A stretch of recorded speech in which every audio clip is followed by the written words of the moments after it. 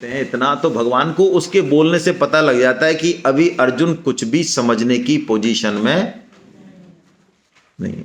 हम ये पता नहीं लगाते। हम जब डील करते हैं बच्चों के साथ किसी और के साथ तो हमको कोई लेना देना नहीं है सामने वाला किस स्थिति में है, ये कौन सी भाषा समझेगा, अभी इसकी क्या जरूरत है, हमको नहीं मतलब है। हमको तो हमारे पास जो सामान है हमको तो वो उसके सिर पे फेंकना है।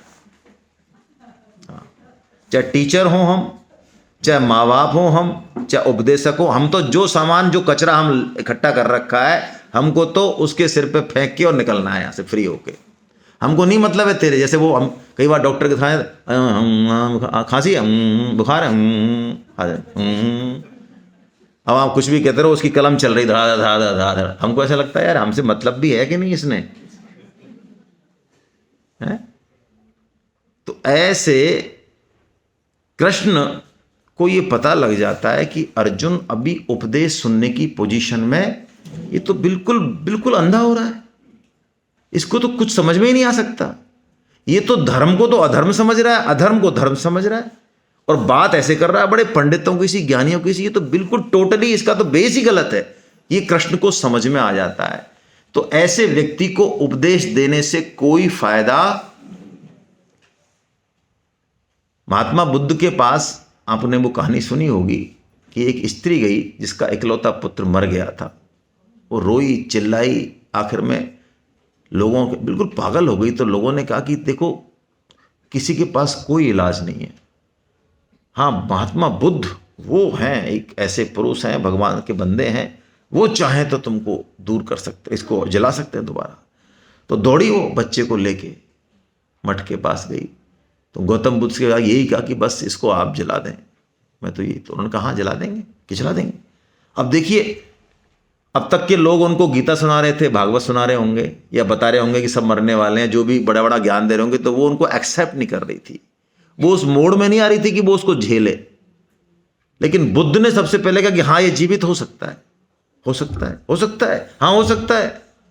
तो वो उस मोड में आ गई कि अब उनकी बात को वो सुने। तो उन्होंने कहा लेकिन मेरी एक शर्त है, एक छोटा सा काम करना पड़ेगा। बोलो। कि आपको एक मुट्ठी राई के दाने लाने, सरसों के दाने लाने।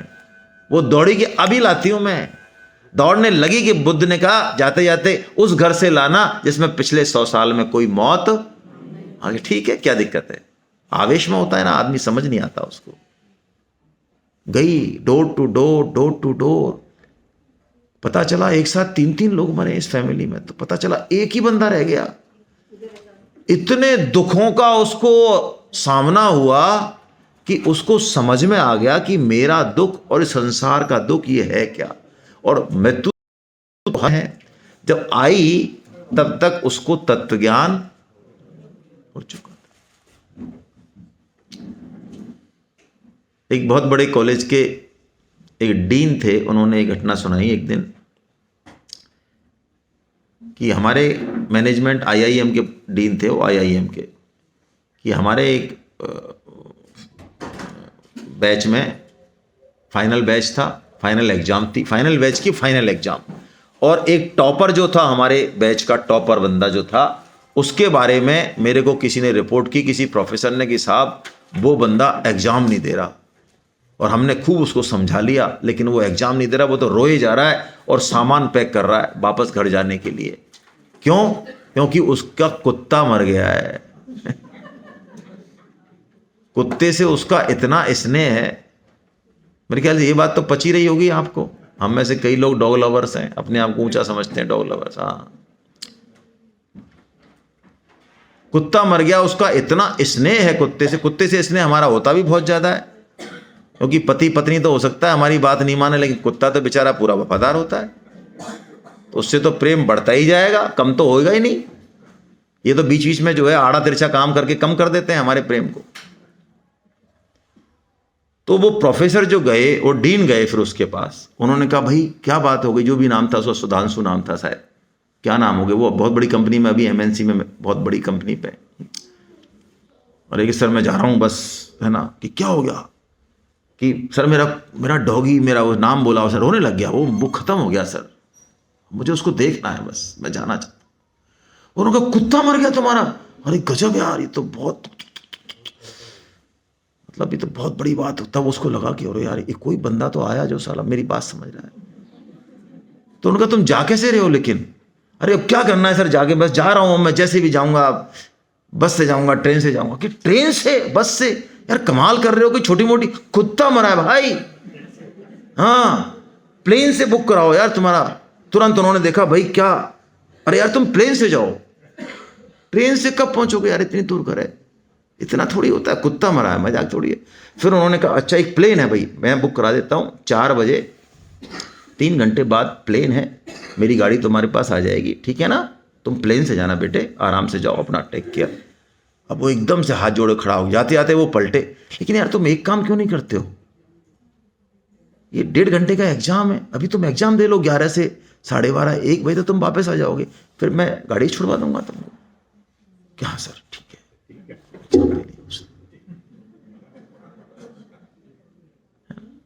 ये कृष्ण कर रहे हैं यहां पे। कृष्ण ने जब ये देखा कि अर्जुन उपदेश लेने की पोजीशन में नहीं है, तो कृष्ण ने सीधा उपदेश नहीं दिया, थप्पड़ मारे। पहले तो 2 थप्पड़ मारे अर्जुन को, जिनसे वो मोहित है उन जगह पे 2 थप्पड़ मारे। 2 कारण है मोहित होने के, दोनों जगह पे एक एक थप्पड़ मारा। पहले तो अर्जुन को कोई जवाब नहीं दिया उसके प्रश्नों का, और क्या कहा, कुतस्त्वा कशमलमिदं विषमे समुपस्थितम् अनार्यजुष्टमस्वर्ग मकीर्ति करमर्जुना। अर्जुन, इस विषम अवसर पर तुझे ये कायरता कहां से प्राप्त हुई? अरे ये किसी भी तरह के लोगों को ये कायरता शोभा नहीं देती। तू चाहे स्वर्ग चाहता हो, तू यश चाहता हो, तू कीर्ति चाहता हो, ये तो कोई नहीं करेगा जो तू कर रहा है, भाग रहा है। क्यों? और क्या कह दिया, क्लेब्यम स्मगम पार्थ नैतत्त्वय्युपपद्यते क्षुद्रम हृदय दौर्बल्यम त्यक्तोत्तिष्ठ पर। अर्जुन को सीधा सीधा भगवान श्री कृष्ण ने नपुंसक कह दिया, क्लीब कह दिया। क्लेब्यम यानी क्लीब। अर्जुन जैसे महारथी को कोई नपुंसक कह दे, बोलो, हिल गया अर्जुन। अर्जुन ने कहा तू नपुंसक, तू भूल गया अपने आप को, तू परंतप है, परंतप। परंतप मतलब अरे तेरे मारे दूसरे कपते हैं, दूसरों को तपाने वाला है तू। तेरा नाम सुनते हैं तो लोग भाग जाते हैं, युद्ध करने से भाग जाते हैं बड़े बड़े राजा। महाभारत में लिखा है कि अर्जुन जब गांडीव का टंकार देता था चढ़ा के, गांडीव की टंकार, तो आधी सेना तो वैसे ही भाग जाती थी कि अर्जुन आ गया भैया, गांडीव की आवाज आ रही है, अब क्या मतलब है युद्ध में लड़ने से। तू परंतप है, तू भूल गया, तू कायरों की तरह व्यवहार कर रहा है। जैसे ही अर्जुन को यह बात कही, अर्जुन हिल गया, एकदम खिंच भी गया। पहले तो चिढ़ा, जो स्वाभाविक है। चिढ़ा क्यों? जैसे आप अपनी 5-7 बात किसी से कहो, मुझे ये प्रॉब्लम है, मैं ये नहीं कर सकता, मैं ये नहीं कर सकता, वो आपकी बात तो सुने ही नहीं, और वही बात कह दे जो आप नहीं चाहते हो कि नहीं तुझे यही करना है, तो हमारी कैसी हालत होगी बोलिए। बच्चे जैसे कहते हैं ना, तुम सुन ही नहीं रहो पापा, मेरी मम्मी सुन ही नहीं रहो, मैं क्या, मेरे साथ क्या सिचुएशन, अरे सिचुएशन गई बाढ़ में, तेरे को करना यही है। तो एकदम से जो है, तो अर्जुन भी फटता है यहां पे, पहले तो भगवान पे फटता है कि आपको समझ नहीं आ रहा क्या, मुझे किनसे युद्ध करने के लिए कह रहे हो आप, आपको समझ नहीं आ रही? आपको मैं कायर नजर आ रहा हूं? मैं कायर हूं क्या? आपको पता है मैं कायर नहीं हूं। मैंने क्या इससे पहले युद्ध नहीं लड़े? मैंने सारे युद्ध लड़े, सारे युद्ध मैंने जीते हैं। लेकिन अब आपको दिख नहीं रहा है कि मुझे भीष्म से और द्रोण से युद्ध करना है।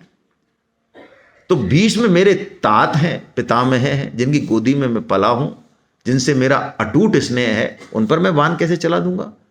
और द्रोणाचार्य, मैं जो हूं आज वो उन्हीं की वजह से हूं, मेरे गुरुदेव है, मैंने सीखा ही उनसे, उन पर मैं बाण कैसे चला दूंगा? और आपने भी कौन से युद्ध किए जरा बताना? भगवान को 2 नाम दिए अर्जुन ने। यहां पे बड़ा संकेतों में भाषा है, देखिए गीता में संकेतों की बड़ी जबरदस्त मैसेजेज हैं। भगवान को 2 नाम दे रहे हैं अर्जुन, मधुसूदन और अरिसूदन, कि आपने भी तो मधु या नाम के राक्षसों को ही तो मारा है ना, और अरि यानी शत्रुओं को ही तो मारा है, दुष्टों को ही। तो आपने कौन सा घर वालों को मार दिया बताओ, और मेरे को आप इधर बढ़ा रहे हो? ऐसा अर्जुन झल्लाता है भगवान के ऊपर। लेकिन बड़ी जोरदार बात है, यहां से गीता टर्न होगी, यहां से गीता की धारा बिल्कुल बदलेगी। क्यों बदलेगी? क्योंकि अर्जुन, इसी चीज के कारण अर्जुन है, हम सबसे अलग हैं। हम सब अपनी मन बुद्धि को ऊपर करके गीता पढ़ते हैं। हम गीता 2 बार पढ़ेंगे, 4 बार पढ़ेंगे, लेकिन आखिर में गीता की कोई बात यदि हमको बुरी लगेगी तो उसके ऊपर हम अपनी मन बुद्धि की टांग रख देंगे कि भाई साहब गीता कुछ भी कहती हो, लेकिन हमारी समझ से, मैंने कई लोगों को सुना है, भाई साहब हमारे विचार से तो ऐसा है गीता में। अच्छा, तेरे विचार से? अरे जिसने कही है उसकी सुन ले भाई। तेरा विचार तो अब का है, 10-5 साल का। सामान क्या है तेरे पास? नहीं भाई साहब, मेरे विचार से, मेरी समझ से, मेरे आइडिया से, मेरी बुद्धि से। ये क्या कचरा है भाई?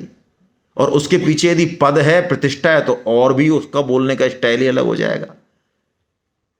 हम सब गीता ऐसे ही पढ़ते हैं, गीता पढ़ के भी अपने मन बुद्धि को ऊपर कर देते हैं, गीता के ऊपर, उसके ऊपर टांग रख देते हैं। लेकिन अर्जुन है, इसलिए उसके सामने गीता प्रकट हुई। चाहते तो हैं भगवान, लेकिन प्रकट हुई, इसमें अर्जुन निमित्त है। क्यों है अर्जुन ने जब भगवान ने फटकारा बुरी तरह से, तो अर्जुन को ये तो मन बुद्धि कह रही है उसकी कि ये सब गलत है, मैं युद्ध नहीं करूंगा, ये भीष्म द्रोण है। लेकिन इसके ऊपर उसने कृष्ण की बात को रख दिया कि यार अर्जुन, वो कृष्ण मुझे यदि कायर कह रहे हैं, नपुंसक कह रहे हैं, इसका मतलब कायरता मेरे अंदर है। कह रहे हैं तो है, दिख तो नहीं रही, मुझे तो नहीं दिख रही, लेकिन कृष्ण कह रहे हैं तो है। स्वामी जी कह रहे हैं कि गीता की जरूरत हमको है, तो हमको तो नहीं लग रही जरूरत। क्या जरूरत है यार? 70 साल तो निकाल ही दिए, 2-4-5 साल और निकाल देंगे। कौन सा काम अटक रहा है हमारा गीता के बिना? बताओ, क्यों पढ़ेंगे फालतू हम? ये मन बुद्धि है। लेकिन स्वामी जी कह रहे हैं कि गीता है हमारे लिए, अंतिम सांस में भी गीता जरूरी है, तो मान लें तो अर्जुन हो जाएंगे हम। तो अब अर्जुन जो बोलता है, ये जो श्लोक है, ये गीता के लिए एलिजिबिलिटी क्राइटेरिया है। यानी हमको गीता पढ़नी है तो पहले हमको अर्जुन के इस भाव को पकड़ना होगा, तो गीता हमारे लिए इतना जबरदस्त काम करेगी और इतना जल्दी करेगी कि मत पूछो। लेकिन इस भाव को नहीं पकड़ा हमने, तो भाई गीता सुन के भी फिर हम पूरी तरह से तो रीते नहीं रहेंगे, लेकिन उतना मजा नहीं आएगा, क्योंकि हम आड़ लगा देंगे ना फिर भगवान की कृपा पे। जैसे सूरज की रोशनी तो है, पर हम नहीं आने देना चाहते, करें क्या? तो क्या करेगा सूरज? ब्रह्मा जी भी हमारी खोपड़ी पे बैठ जाए तो क्या कर लेंगे? बताओ, क्या कर लेंगे? हम नहीं चाहते, क्योंकि हमारे स्वतंत्रता दे रखी है भगवान ने। तो भगवान अपनी स्वतंत्रता को लेते नहीं है, ले लें तो फिर तो हमारे नहीं चले। लेकिन भगवान ने हमको स्वतंत्रता दे दी, तो इसलिए हम कुछ भी करने में स्वतंत्र है, इसलिए भगवान आड़ नहीं लगाते। लेकिन हम अर्जुन बन जाएं। कैसे बन जाएं अर्जुन? देखिए, अर्जुन ने 4 बात कही इस श्लोक में। ये 4 बात हम अपने जीवन में बिठा लें तो गीता अभी से हमारे जीवन में आना चालू हो जाएगी। सेमिनार में नहीं, सेमिनार के बाद भी चलेगी गीता, अपने आप चलेगी।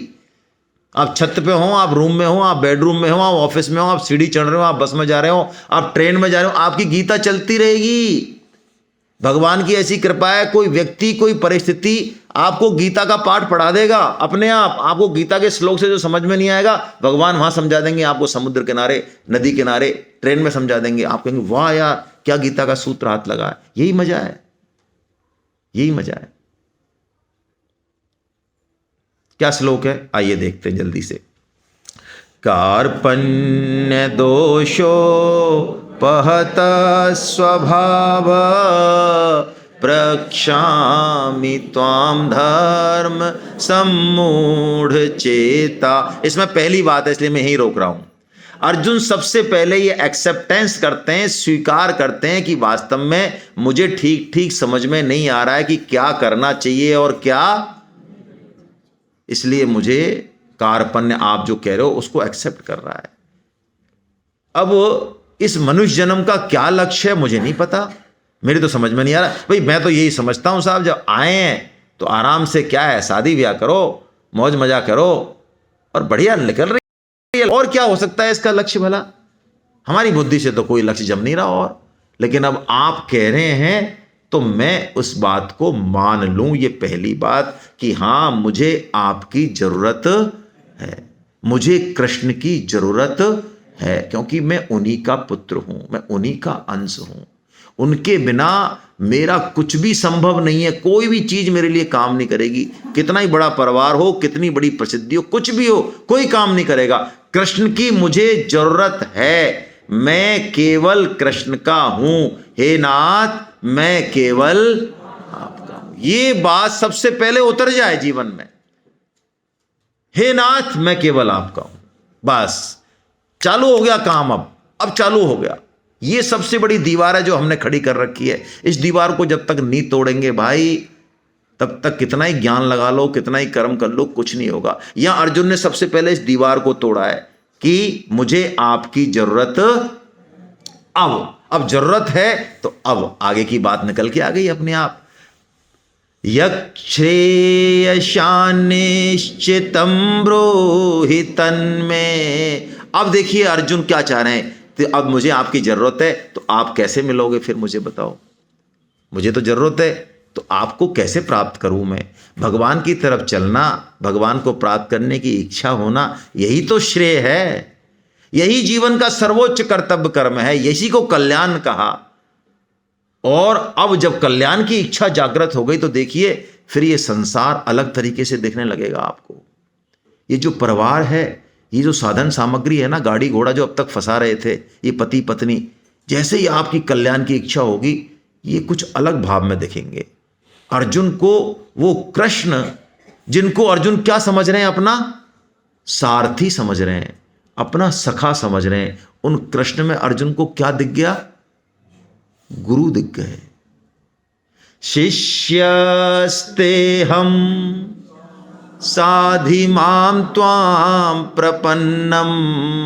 शिष्यस्ते हम, अब अर्जुन में क्या आ गई, शिष्यता आ गई। क्या बात है, क्या बात है। अब तक आई क्या, कितनी उम्र है कृष्ण की अभी, जब महाभारत युद्ध में खड़े हैं तो पता है आपको कितनी उम्र है। हाँ 86 है, बिल्कुल सही। 86 ईयर से दोनों साथ साथ हैं, फास्ट फ्रेंड हैं। फास्ट फ्रेंड भी ऐसे हैं दोनों के अंतपुर में रणिवास तक में जाने में विदाउट उसके है, हाँ छूट है। इतने घनिष्ठ मित्र हैं, लेकिन अब तक अर्जुन में शिष्यता, गीता हमारे घर में पढ़ी है, लेकिन हमने उसको गुरु अपना नहीं माना। तो क्या कर लिया उसने हमारा, बताओ।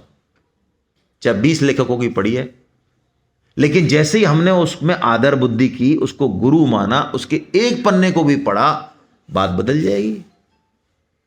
जो कृष्ण अभी भी संपूर्ण लोगों के मालिक हैं, वो कृष्ण अब अर्जुन जब शिष्य होते हैं तो बात बदल जाती है। तो अर्जुन तीसरा काम करते हैं कि शिष्य बन जाते हैं। देखिए शिष्यता हम में आनी चाहिए। किसी भी व्यक्ति में कोई गुण है, कोई विशेषता है, ऑफिस में है, परिवार में है, आप में यदि उसके प्रति भाव है, वो गुण आप में आ जाएगा।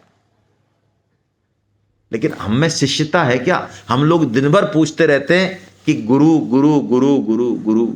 सबको बीमारी है, स्वामी जी कहते हैं, हम सबको बीमारी है, गुरु चाहिए साहब, गुरु चाहिए।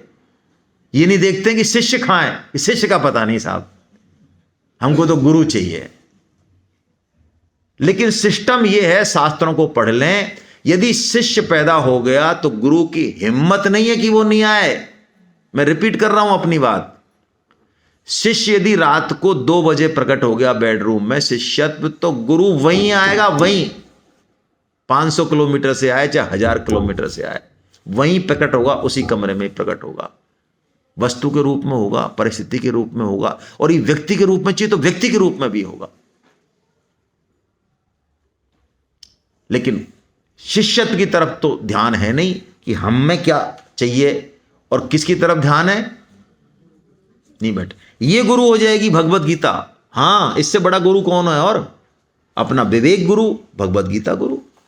इसी को ही प्रणाम करके गुरु मान के चालू कर दो इसी का मंत्र, बस ऐसी लाइट देगी, ऐसा प्रकाश देगी जीवन में, जहां आपको कोई हेल्प करने वाला नहीं है, या टोटल कंफ्यूजन है क्या करना चाहिए, वहां गीता एकदम से हृदय में आपके प्रकाश कर देगी। और ऐसा एक बार नहीं 20 बार हो तो मानना। मैं तो इतना जिद्दी था कि जब मुझे ये बात पता चली तो मैंने एक दो बार तो ये कहा कि नहीं नहीं अपने आप आ गया होगा, गीता क्या लेना देना है इसमें। लेकिन जब बार बार थप्पड़ पड़ते तो मानना पड़ता है, भगवान की ऐसी कृपा होती है। आप जिस स्थिति में ऐसे उलझ गए हो कि कोई सॉल्यूशन नहीं लग रहा है और उस स्थिति से आप निकल जाओ, तो निकलने के बाद तो फिर आप यही कहोगे कि नहीं नहीं हम तो अपनी बुद्धि से निकले, क्या लेना देना है गीता का, चलो कोई बात नहीं बेटा, फिर आएगा ऊंट पहाड़ के नीचे कभी तो ऐसे गीता आपको बार बार यदि थप्पड़ देती रहे तो क्या करोगे? देगी, ये मेरा विश्वास है भाई। और अंतिम बात जो अर्जुन ने बोली ये तो बहुत विलक्षण है। 3 बात तो बुद्धि से बोल दी अर्जुन ने। ये तो क्या भगवान के जब हो गए तो अपने आप भगवान को प्राप्त करने की इच्छा हो गई, कल्याण की इच्छा हो गई। कल्याण की इच्छा होगी तो आप शिष्य बन जाएंगे अपने आप, जिसके भी सामने होगी बन जाएंगे। लेकिन चौथी, ये तीनों बात बुद्धि की है, लेकिन चौथी बात बुद्धि से बाहर की है बिल्कुल। ये अद्भुत बात है। अर्जुन भगवान की शरण हो जाते हैं। शरण का मतलब क्या है? प्रभु जितना मेरे समझ में आया, जितना मेरे से हुआ, जितनी मेरी सामर्थ्य वो तो मैंने अर्पित कर दी।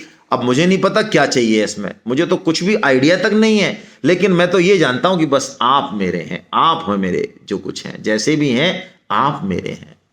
जैसे कि चैतन्य महाप्रभु शिक्षाष्टकम में बोलते हैं, अंतिम श्लोक बोलते हैं, 8 ही श्लोक लिखे हैं उन्होंने पूरे जीवन।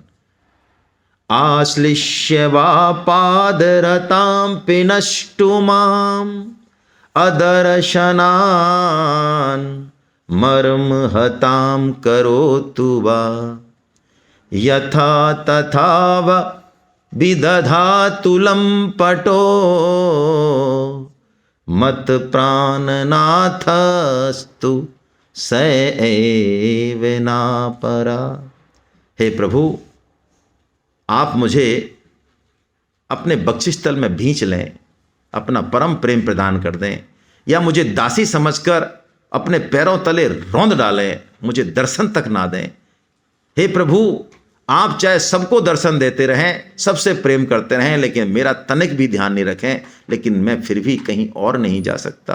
क्यों? क्योंकि मेरे तो केवल और केवल आप ही तो प्राणनाथ हैं। मैं आपके अलावा और किसी को जानता नहीं, जानता नहीं, जानता नहीं। ये शरणागति जिस दिन आ जाती है, उस दिन हम जैसे भी हों, खोटा सिक्का हो कतई, पढ़ना नहीं आता हो, लक्षण हमारे खराब हो, आचरण हमारे खराब हो, तब भी भगवान कान पकड़ के और सही जगह पहुंचाने की जिम्मेदारी भगवान की बनती है, हमारी कोई जिम्मेदारी नहीं है। शरणागति की कोई, शरण की कोई जिम्मेदारी नहीं है। सारी जिम्मेदारी किसकी होती है? अब बच्चा सांप आ गया तो उसको सबसे पहले सारे खिलौने छोड़ के वो सांप की तरफ जाना है। उसको लगता है ये सबसे बढ़िया आइटम है, ऐसा मैंने खिलौना नहीं देखा यार। अब मां को पकड़ना है, उसको कोई लेना देना नहीं है, काट जाए तो काट जाए, मर जाएगा। हाँ अच्छा, एक बार मां ने पीट दिया, समझा दिया, अब तेरे को इधर नहीं जाना, फिर जाना है उसको। आग लगी है, वहां जाना है उसको, तो उसको पता नहीं क्या करना है। ये शरणागति है। तो भगवान से अर्जुन कहते हैं, प्रभु मैं आपके शरण में हूं। ये बहुत बड़ी बात है। आइए हम भी भगवान की शरण हो जाएं, वाणी से तो हो ही जाएं।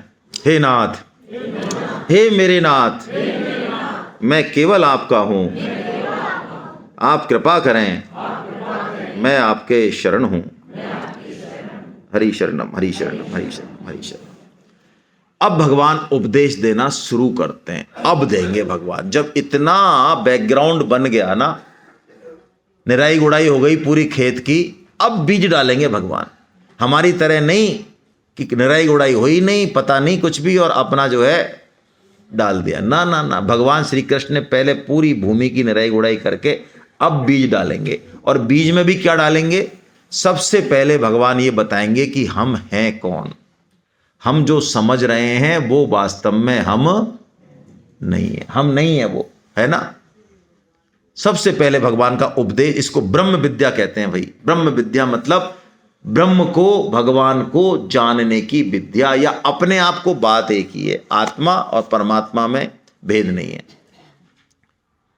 अपने आप को जानने की विद्या।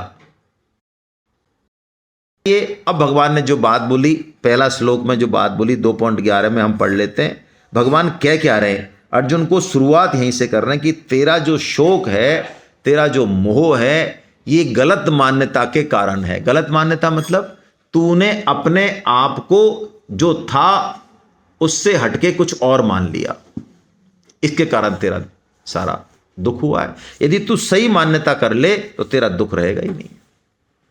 कैसी बात है ये, बहुत ऊंची बात है, पचने में बहुत दिक्कत भी है इसमें, लेकिन भगवान जो बताएंगे वो हम देखते हैं। क्या बोल रहे हैं भगवान, आइए श्लोक देखते हैं हम।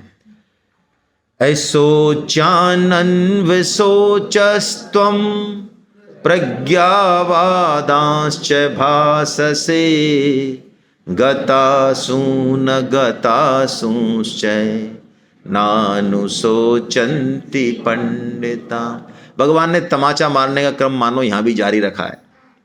जब तबीयत खराब होती है तो फिर बार बार जो है डोज लगाने पड़ते हैं। तो भगवान ने जो अर्जुन ने जो बोला पहले अध्याय में, बड़ी बड़ी बातें बताई, नियम कानून की इतनी सारे बहुत से लोग बोले अर्जुन ने, तो भगवान ने उसको पंडित की परिभाषा बताई कि तू अपने आप को पंडित समझ तो रहा है, लेकिन तू वास्तव में पंडित क्यों? पंडित कौन है फिर? हम भी अपने आप को पंडित समझते हैं, हम सब समझते हैं। तो भगवान ने यहाँ पंडित की परिभाषा बताई। भगवान ने पंडित की क्या परिभाषा बताई कि जो चीज नष्ट होने वाली है उसके नष्ट होने में पंडित शोक। शरीर नष्ट होने वाला है कि रहने वाला है? संसार, परिवार, घर गृहस्थी। पंडित कौन है? जो शोक नहीं करता। कौन सी चीज में? जिसका स्वभाव नष्ट होने वाला है उस पर शोक नहीं करता वो। हाँ, उसके सदुपयोग पे तो वो सदुपयोग का तो काम करता है कि उसका सदुपयोग हो जाए उस चीज का, शोक नहीं करता। और आपको पता ही होगा कि जो संत पुरुष होते हैं उनका मरणो उत्सव मनता है, जयंती मनती है ना, मतलब उत्सव मनता है उनके शरीर छोड़ने का। रोते नहीं है लोग। यदि कबीर जी कहते हैं कि गुरु के मरने पे शिष्य रोया तो दोनों ने ही खोया। ना तो गुरु था वो जो बता ही नहीं पाया कि गुरु तत्व क्या होता है, और ना वो शिष्य है जो समझ ही नहीं पाया गुरु के ज्ञान को, यानी दोनों ने ही खो दिया। हाँ, सदुपयोग बहुत जरूरी है मनुष्य जन्म का, मनुष्य शरीर का, लेकिन ये आज नहीं तो कल नष्ट होगा। और नष्ट भी कैसे होगा? कहता है शास्त्र, जन्म के साथ मृत्यु का निश्चित है। देश काल परिस्थिति निश्चित है, हमारे हाथ में नहीं है, तो उसको हम टाल नहीं सकते। तो जो चीज टाली नहीं जा सकती उसके बारे में चिंता क्यों करें, शोक क्यों करें? जो टाली नहीं जा सकती, जिसके बारे में ऑप्शन ही नहीं है, जो अवश्यम भावी है, उसके बारे में चिंता क्यों करें? हाँ, वो जब तक आए परिस्थिति तब तक क्या करना है, इसकी बात जरूर कर लेनी चाहिए। वो पंडित है। और इसकी तो चिंता करे नहीं और लास्ट में बुक्का फाड़े, वो पंडित नहीं है। दशरथ जी की जब मृत्यु हुई, शरीर छोड़ा, तो वशिष्ठ जी ने यही बात कही है। जो भी उपस्थित थे वहां रो रहे थे, उन्होंने कहा वो नो, भरत जी आए रोने लगे तो उनको मना कर दिया वशिष्ठ जी ने, नहीं रोइए मत आप। क्यों? भागवतम में लिखा हुआ है कि यदि मृतक आत्मा के लिए हम रोते हैं तो वो जो अश्रु हैं हमारे, वो मृतक आत्मा को पीने पड़ते हैं, रोना नहीं चाहिए। हाँ, उसका अब संग नहीं मिलेगा, उसका सत्संग नहीं मिलेगा, उसका तो होता है दुख, लेकिन मर क्यों गया, क्या हो गया, मेरे को ये दे जाता, वो नहीं, उसके लिए कोई विलाप की नहीं जरूरत नहीं है। तो दशरथ जी की मृत्यु पे उन्होंने कहा कि दशरथ की मृत्यु पे रोइए मत। दशरथ जी ने जो किया है वो तो बड़े बड़े संत और ऋषि मुनि नहीं कर पाते। तुम उसकी मृत्यु पर रो रहे हो, उसको कलंकित कर रहे हो। दशरथ जी जिए तो तब तक जिए जब तक राम उनके सामने थे, और जब सामने से भी हटे तभी तक जिए जब तक राम के आने की आशा थी। जैसे ही वो आशा टूटी, उन्होंने एक क्षण भी अपने शरीर को नहीं रखा। ऐसा भक्त, ऐसी अनन्यता ऋषि मुनियों में नहीं है। तुम उनके लिए रोते हो, राम राम कही राम कही, राम राम कही राम, तनु परिहर रघुवर विरह, राउ गयो सुरधाम। एक क्षण भी उन्होंने अपने शरीर को नहीं रखा। माता कौशल्या भी दशरथ के इस प्रेम को देख के कहती हैं कि इन्होंने अपना जीवन धन्य कर लिया। मुझे तो माता कहते हैं लोग, मैं माता बनती हूं, लेकिन मेरा हृदय कितना कठोर है कि मुझे पता है कि राम 14 साल नहीं है यहां, तब भी मैं जो है जी रही हूं।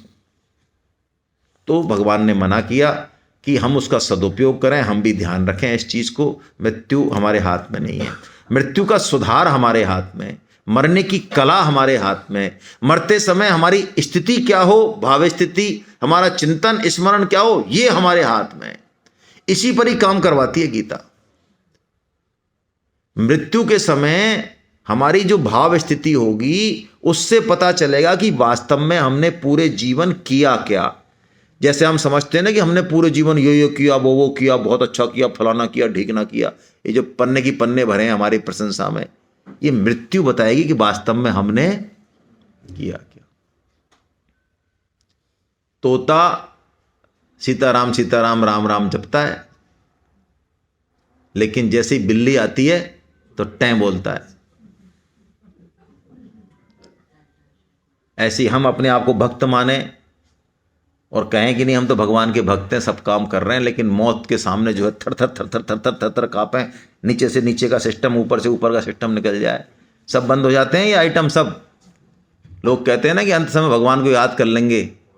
अरे पांचों ज्ञानेंद्रियां, पांचों कर्मेंद्रियां, मन बुद्धि सब टाए टाए फिस हो जाता है यदि भगवान का सहारा नहीं है तो।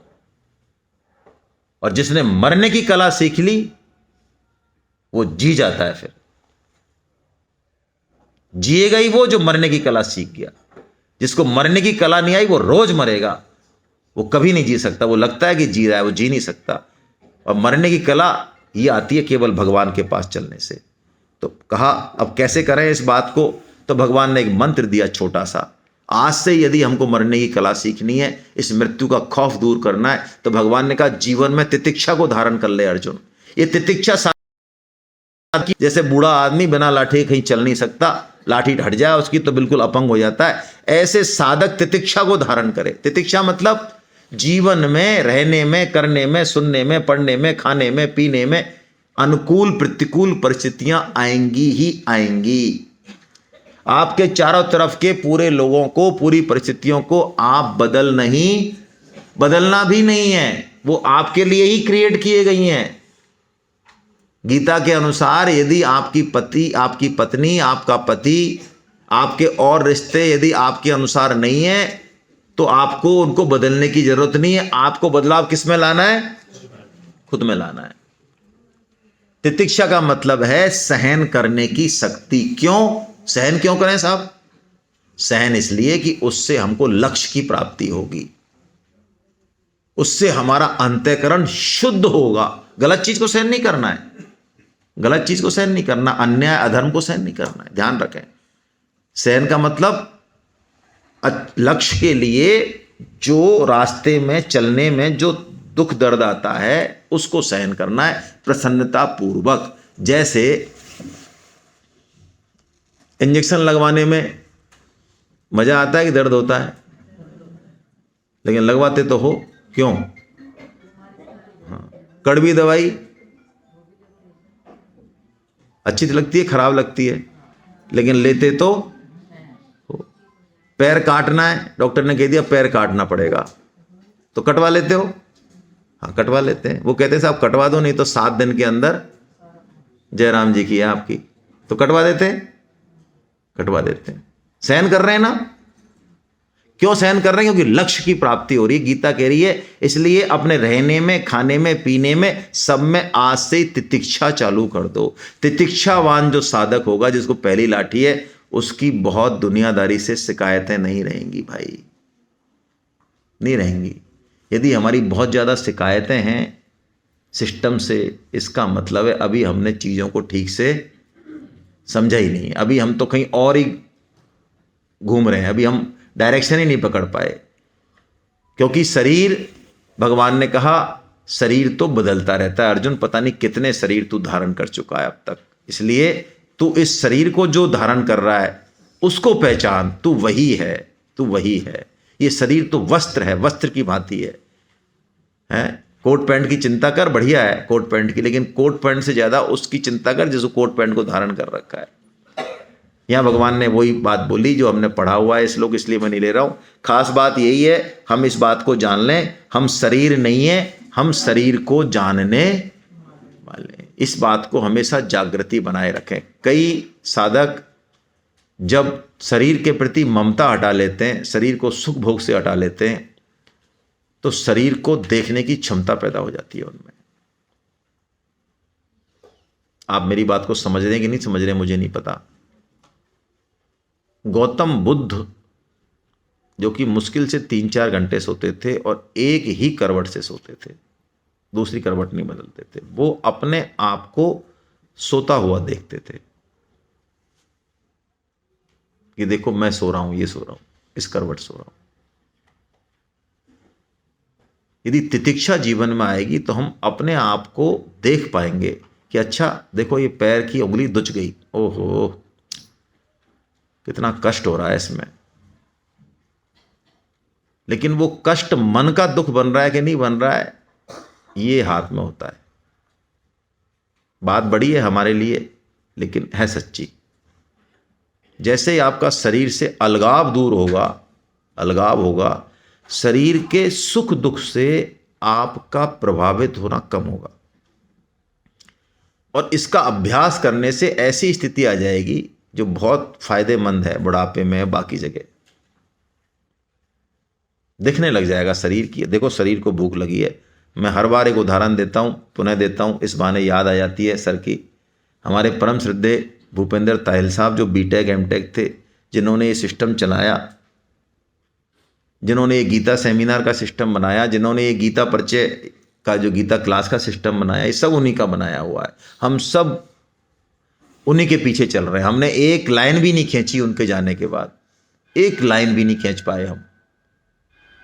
सब कुछ उन्होंने ये रेडी रैगनर दिया है।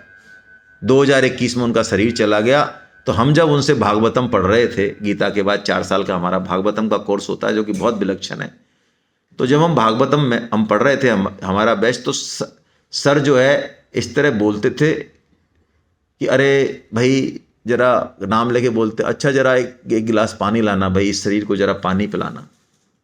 तो मुझे बड़ी कोफ्त होती थी, मुझे लगता है क्या बोलते हैं यार सब फालतू।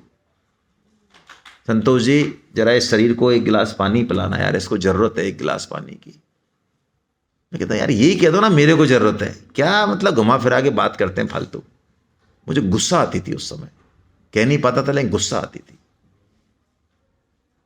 एक तरह से ये जो कह रहे हैं, ये मैसेज दे रहे हैं हमको, उस तरफ बढ़ा रहे हैं कि देखो शरीर अलग है और ये पाने की जरूरत मुझे नहीं है, ये शरीर को है। हाँ शरीर के साथ मेरा अभी गठबंधन है, मान रखा है मैंने, ये भी छूट जाएगा किसी दिन। ये ही भगवान ने ब्रह्म विद्या का अर्जुन को बताया। ये पहले बार सबसे पहले ब्रह्म विद्या बताई भगवान ने। अब ब्रह्म विद्या सीखने के बाद हमको करना क्या है, ये पचेगी कैसे, ये कैसे काम आएगी, ये विवेक को जागृत किया जिससे हम कर्म ठीक से कर सकें। और कर्म को ठीक करने के लिए अब भगवान कर्म योग बताएंगे आगे से। हरे कृष्ण।